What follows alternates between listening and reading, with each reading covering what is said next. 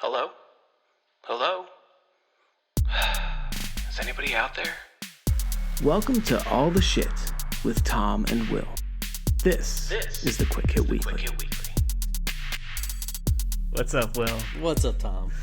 Hey, man, another episode of All the Shit. And of course, this is the Quick Hit Weekly, where you and I just sit down, chat, and talk about what happened in our week and what's going on in life.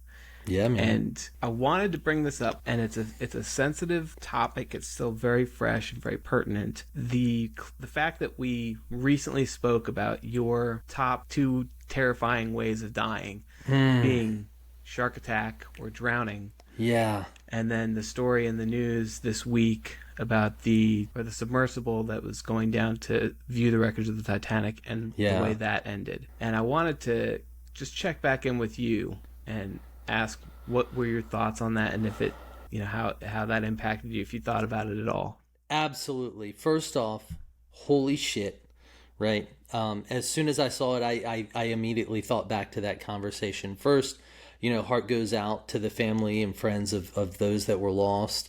As always, when somebody's rich or popular or famous, these things go out in the media, and then there's all sorts of hate and this and that and all this other nonsense. But at the end of the day, they're all people who lost their lives, who have people who care about them, love them, and will miss them dearly for the remainder of their lives. So my heart goes out to their friends and families. It's just a tragic event. But, so immediately I'm like, that sucks. There is no way in hell I would ever get in a submarine. Ever. And it's funny because my daughter asked me about it. We were driving back, I think from gymnastics or something, and she had heard about it somehow, and I was trying to explain from my limited understanding, what happened, what the deal was, and she was just kind of curious, like, what happened to the people? And I'm like, well, I don't really know. Nobody knows what happened. It's just, it was still missing at this point, right? Okay. And so I said likely there was some sort of issue in the hull, some sort of integrity issue. And she's like, well, what's the hull? So I'm explaining this to a 7-year-old, and I said, they probably went to a depth where it could being compromised, it could no longer withstand the pressure, and it had some sort of catastrophic failure, or it imploded. And then so I'm explaining what imploded is, and and she's like, well, so they drowned? And I'm like, maybe, I don't know. It's really hard to say. They could have run out of oxygen. All systems could have gone down, and at that depth they could have froze to death. Like, just kind of talking through all the things. And then so what was crazy was later on I'd seen literally the next day, an AI animation of what happens in that situation when a vessel like that implodes. And the crazy thing is, it happens so violently and so quickly that it's fractions of a millisecond, right? So by the time they never even realized anything was wrong, and it just happened, which I guess if you're going to have to go, that's, a blessing in a way, that small aspect of it. Yep. But apparently what happens is it is compressed so rapidly that the air within that area heats hotter than the surface of the sun, is what this thing said. So I don't know how accurate that is, but I guess the because of the pressure and the speed, it superheats the air. And so aside from just being completely, crushed and smashed and imploding, there is a ridiculous increase in temperature. And so it just, after I'd seen that, it occurred to me, like, how simplistic and childlike my understanding of, what I was explaining to my daughter was. Yeah. But I mean, it's, I don't really know what to say. It was jarring, I definitely, because I'm thinking through, like, all the worst case scenarios. Well, if this happens, this goes down, are they sitting there waiting to die, waiting to run out of air, trying to figure out how to communicate, right? How to grab somebody's attention, or are they, is water coming in? Are they drowning? Like, just the mentally, it stressed me out to think about what they could have had to deal with. Yeah, I was in the same boat. I was, no pun intended, I was in the same camp, I guess you could say. And once I heard what was going on, all I could think about was, in that situation, how terrifying it would be, right? So not only Yeah. so the terrifying is one thing, but you know what happens when the lights go out and it's you can't see a thing. Yeah. And it smells like shit because they're down there for days, limited food and water, but still you're nowhere to use the bath. Like all these things are going through my head. Right. And there's some weird part of me that's like, I'm sitting here eating this delicious meal or laughing with these guys and just yucking it up, and at this exact moment someone could be in that situation. Right. And trying to hold both things in my head at the same time was really difficult. And it also was, I don't know, I can't say I felt guilty because I don't know them, that's their life choice. It doesn't really affect me. But it's still one of those things like, man, this happens every day. Not this specific incident, but tragedy happens somebody is every having day. the worst moment of their life at any given time of any given day. Right, and it's going to dramatically, it has the capacity, the potential to dramatically change or end their life, as well as dramatically impact or change the lives of the people, that loved them, that were around them. Yeah. Yeah. So that was, a weird part of it, but I think it's interesting to see, and it's not surprising, how when something like this happens, immediately the experts in quotation marks, come out of the woodwork and are explaining why this was the worst idea ever, why this, that, and the other. These guys, and yes, absolutely, I don't discount that there were flaws in the thing, likely, right? Right. But in my mind, I'm thinking, how is this any different than someone who decides to go on an Everest expedition? Oh, it's no different. It's the exact same thing, right? Yeah. It's a thrill-seeking, once-in-a-lifetime opportunity that you will be, death's going to be looking over your shoulder every step, every foot you descend, whatever it is. Going to Everest, I was talking to Tyler about this, and he was like, well, I mean, on a mountain, at least you can always come down. I was like, no, there are bodies that are still stuck up there. That's exactly it. Yeah. Right? If you get hurt and you're in the death zone, you can't move, your buddies can be watching you physically see you and not be able to get you down because they don't have the energy and the oxygen to be able to help. Right. So you can, like you said, there's bodies that are still up there, and that's just that. You are on your own. Yeah. At a certain point. And so it's, hey, if you want to be an adventurer and you want to take that risk, it's a high dollar endeavor. So of course there's going to be wealthy people they're primarily doing this, right? Whether it's Everest expeditions or Titanic expeditions. Freaking ridiculous. Everest is crazy expensive. Yeah, exactly. And so to me, there's not, with the exception of probably, and I don't remember it personally, but the year that they lost a bunch of people on Everest with this huge storm that came in, and a bunch of people got crammed up trying to get up, they got stuck at the Hillary Step. It was a huge backlog. People should have turned around at a certain point, but they were at the point where they said, you know what, I'm so close, I'll never get this close again, I'm going up. And they got lost and stuck, and a bunch of people died. There's a bunch of second guessing on that, right? But for the most part, there's deaths pretty much every year, I'm certain. And there's not a whole lot of hoopla about it. Yeah. So it's just an understood and acceptable risk. Yeah. Whereas this was so novel that it seems like a crazy thing. Yeah. Yeah. Well, here's the thing. I commend anyone that goes and does that thing. There's certain levels of risk, right? To all these things, base jumping, bungee jumping. Like, you can look at the statistics, skydiving, all of these things.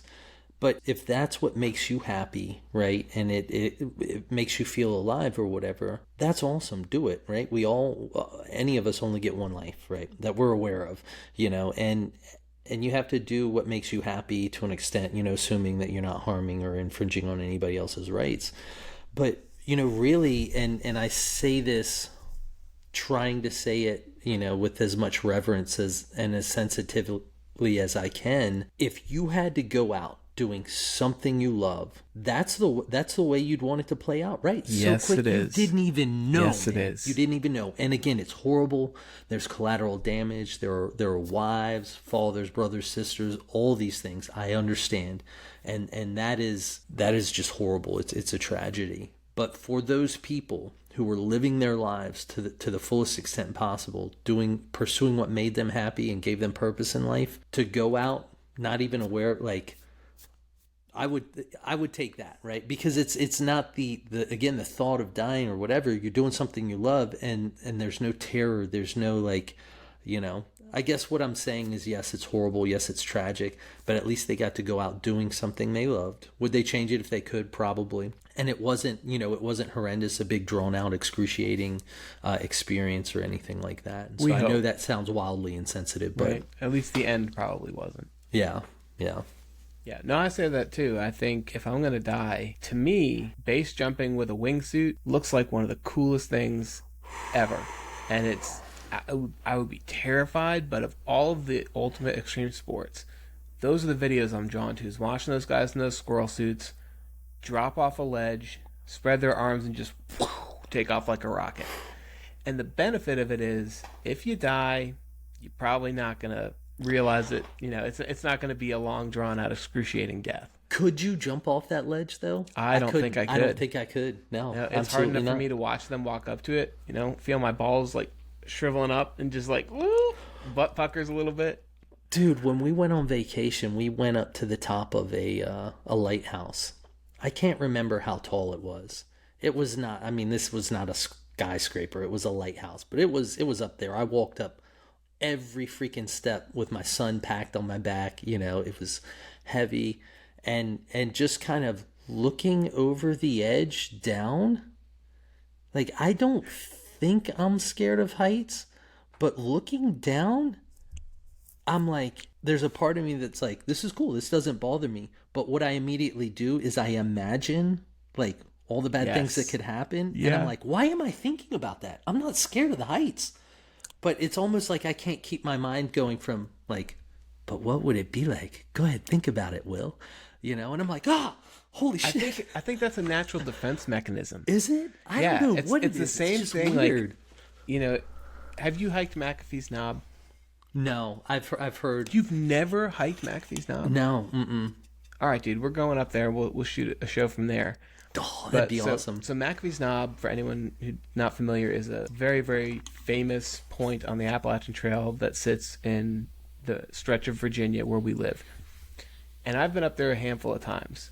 And when you start walking out toward the edge, it's a huge jutting cliff, a rock that shoots out, huge drop off below. It's like think about a diving board, but it's made out of rock. And people have died there, right? I'm sure. But if you Google McAfee's Knob, you'll see exactly what I'm talking about. But walking out toward it, you get even 5 feet from that edge, and you just get the tingles. It's that tingly feeling that's telling you, turn around, turn around, turn around. And at that point, so I'll just kind of sit down and start sliding a little closer and looking over. But boy, it is a real biological response in your body that says, this is the wrong way. Turn around. You are putting yourself in danger. And I think when you have the same experience you had at the lighthouse, it's the same thing. You're looking over that ledge. You're holding on to, I'm sure it wasn't the sturdiest hand railing, right? Like, if you really yanked on it, you could probably move it. It was pretty solid. Okay. Well, yeah. You've been in situations where it's like, right, not the sturdiest. Yeah. And you just get that tingling in your stomach and everything kind of tenses up a little bit. That's a natural biological response. Well, self-preservation. What about this aspect, though? Because and I don't know if it's subconscious or conscious, but I'm like, part of me is like, think through it. I could do it. All I have to do is jump off this thing and see what happens. Like, and then it's like, whoa. Is that how it starts? And you're like, why am I even, like, that can't be normal, right? That can't be normal. I don't know, but we went to that World War II museum in New Orleans. The last thing was a huge hangar, 6-7 feet or 6-7 stories tall, because they've got these huge planes hanging in there. Yeah. And there's, at every other layer, there's a catwalk running through, crisscrossing. We went up to the highest one, and dude, I was holding on to the rail looking over, and I was tingly. But at the same time, I was like, I wonder if I jumped, if I could land on that wing. And what would happen? Like, would I be able to stay on there? Would I slide off? Would I hit that table? Would I die? Or would I, it's all those same thoughts. Like, what if I did it? Could I make it? Or am I looking at this and the angle's not going to be exactly what I think it is? Like, why am I even thinking that? Yeah. Like, what if I threw somebody off of here? Like, I don't know. Like, I sound so crazy saying this out loud. I've never said anything but so it's not just me, right? No, man. I'm glad to hear you say it, honestly, because I've always thought It's I'm a the little same crazy thing, for right? it. Like, You I'm know? a sociopath. I'm a psychopath. Something's wrong with me. Why? Yeah. Oh, yeah. It's crazy, though. It's freaking crazy. Yeah. Have you ever what's a situation you've been in where you've had that feeling, but you've done it, whatever it was? I can't think of anything because it's so you don't get there without it being like something you can't do. You know what I'm saying? Yeah. Like I've never had that sense or that feeling, and For been me, it able was to the do first time I went on a roller coaster that went upside down. Uh-huh. Like I was with a bunch of guys in 7th grade. I had never really been to a theme park before. Yeah. And they were all excited to go on this ride. I'm watching this thing go upside down, and in my head I'm like, that looks crazy. I'm not why am I doing this? But I couldn't back out because dudes in front of dudes, you're gonna do stupid stuff. Oh yeah, absolutely. So I got on this ride, and we're cranking up to the top, just riding that chain up the top of the thing, and I'm sweating. I'm like hyperventilating a little bit. I was terrified. Wow. I was terrified. I Even used the to first love roller drop, coasters. just the first drop, and I was like terrified. And the loop wasn't until the back half. It was one that you were standing up, so they strapped you in like you were kind of straddling a bike seat, but standing up and strapped in. Boy, I was holding on. I was screaming. White knuckles. By the time I went through that loop, like it was the biggest dopamine hit I think I've ever had, and I imagine that's just what cheating death feels like, and that's probably the same hit that you get. You know, you just got to keep pushing and pushing and pushing because, especially with the dopamine system, everything has to be one step further to get that next high. Yeah. Anything less or equal to is not going to hit the same. Yeah. So that's why people wind up doing some of these crazy, crazy things. But man, I know what that feeling is, and it was nuts. Wow. I used to love roller coasters. Like, I think I started riding them when I was like 10 or 12 and couldn't get enough of them. Loved it. My younger brother and I, we used to get season passes to King's Dominion. We'd go and stay late. It was at King's Dominion, that ride. Yeah, okay. And we'd stay late enough that you could hop online and ride a roller coaster like as quick as you could run through the line. Yeah. And loved it. And so I didn't go for a while. And then we went one time. We were in Kansas City, and so I was, I probably went 10 years without riding one, just because doing other stuff, didn't get around to it. And my wife wanted to go. We were there for her birthday, and so we went to one there. And first ride we get on there, I'm like, yeah, it's awesome. It's gonna be great. And we get on that thing, and it starts, and it's flips and loops, and they're all crazy now. Yeah. And I don't even know the point at which it went from slow to the ride really started. I'm like, something's wrong. Like something felt broken in me. I don't know what's going to happen, but something bad is going to in me. And that thing effed me up. I got off and I'm like, I need a minute. I got to sit down. And I'm like, am I going to have to go to the hospital or something? Something is wrong with me. My head's screwed up. My brain, I just felt off. And I'm sitting there and I'm like, you guys go ahead on the next ride. I'll be, give me some time. And 30 minutes, half hour later, I was jacked up. I could not ride another thing all day long. I don't know what it did. I don't know what was about to happen, but it wasn't good. I was borderline heart attack, stroke, what the hell is going on? And I've never tried one again since. Oh shit. Yeah, wow. It was weird. When was this? This was, I'd have to ask Caitlin. It was with you had your kids? No. So Lily was not born yet. So okay. It would have been at least 7 years. At least 7 years ago, but probably not too long before that. So 7 to 10 years. Yeah. Man, yeah. It jacked me up, man. It was crazy. Yeah, I'm at that point where it's just not worth it, Yeah. We went to Orlando this for a trip earlier this year. We went to Universal for a day, and yeah, man, for one roller coaster I was rocked. And then, I had to take at least 30 minutes between, just trying to drag my feet between standing in lines. And, oh wow! But dude, it was like it gets to the point where I'm surviving it. I'm not enjoying it. So what? You know? What like is that more of a mental or physical thing at this point? Was physical. Because this was physical. was it similar though? Like you were like not. I didn't feel like that. I've definitely motion sickness amplified dramatically. Yeah. Headaches. Like I definitely felt like I was beat up. Yeah, it was. Coming off a roller coaster, felt like I'd been, on a boat in the ocean all day. Yeah. And getting back on the beach, but it was a 30-second ride, and it shook me like a can of soda. That's crazy. Yeah, this was much less of a beating and like. It sounds like an anxiety or a panic attack. Like, not saying that you had one, but the symptoms sound similar. Because it was so physical though. It wasn't mental. You know what I'm saying? Like I was amped to go on this thing. I was not, and it could have been. I have no idea, but I've never experienced that before. And it like I was. If somebody said, "Yeah, you're having a heart attack, dude," or "You're having a stroke," I would have believed it fully. Like that's the level of severity I perceived whatever the issue was. It was crazy. Maybe I'm just old and soft. Well, I think that's true, but it doesn't explain why you can't ride a roller coaster. Don't make me pull the guns out, son. That's nuts, man. Yeah. Would you rather be... No, oh my God. No, I won't go there. We'll save that for another time. But yeah, man, I wanted to get your take on that just because if we've been talking about, the drowning incident. And of course, knowing that they didn't drown, I can say with all the certainty of not knowing shit about the situation, I'm still certain that they didn't drown.